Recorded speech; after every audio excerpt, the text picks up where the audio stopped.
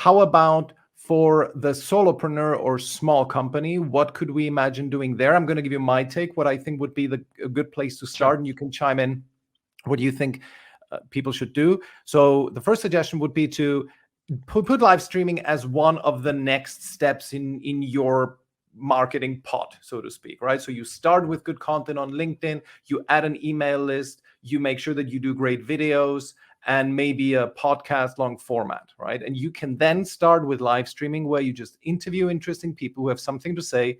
It's quite meta, but this is effectively what we're exactly doing now.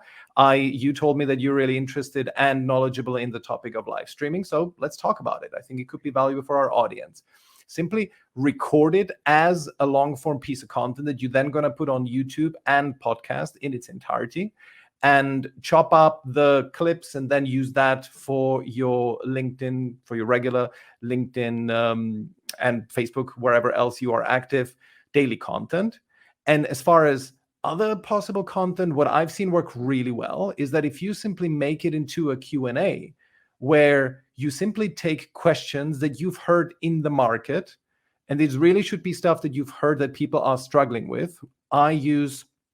Sometimes when I do these Q&A type shows, I simply take what my clients are struggling with. And this is, by the way, most of the content that I put out on LinkedIn is this, that I summarize their key challenges and then I simply answer it. Just like I would have answered to my clients, but that is in a private setting, I answer it publicly. And it could also be, you can have on your website a place where people can submit questions if they want to. You can use a tool called SpeakPipe that you implement on your website where people just hit the record button and the voice message lands in your inbox. So if it's not the interview format, you can also do a very simple Q&A, anything that your audience is struggling with. Most important of all, this beats all the tactical consideration, is content quality. You need to have really a unique perspective on your market, on your entire industry, and really have the attitude of wanting to serve your clients, not wanting to sell to them. I 100% agree with you that during the live stream, trying to sell is not the best idea. It's not attractive. So, yeah, it's just not attractive, I think. So anything to add to these points for solopreneurs and small companies? Yeah, I would say that, having the kind of like a podcast live show where you invite people to have a discussion is great. I think this is good, but I would try to think outside the box and come up with some new concepts of type of content you could put out there just to stay fresh. For example, I don't know, me and my friend were talking, he's an engineer, and we said something like, maybe we could do a show where you invite some other engineers on the show. We have a case study. We try to problem solve, come up with solutions for the case, and see where we go. And of course, we take interaction from the audience at the same time, do something like this. Maybe we could demo the software that you're working on. Show me how that you're building this one thing. These are the other types of things that you could do. I think that's one of the things that the B2B solo entrepreneurs, even large corporations, need to overcome with live streaming is expand a little bit beyond merely the podcasts and panel discussions.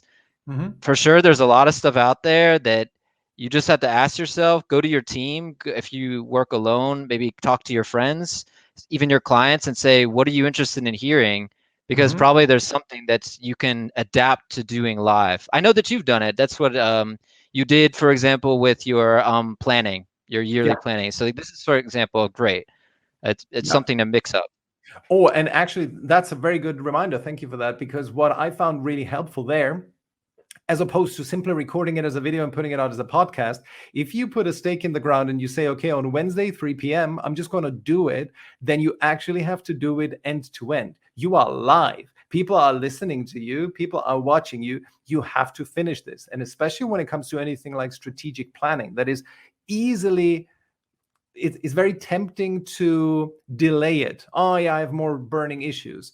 But it's important. It's one of those important but not urgent things. If you can force yourself to do it, live streaming is really, really good for that.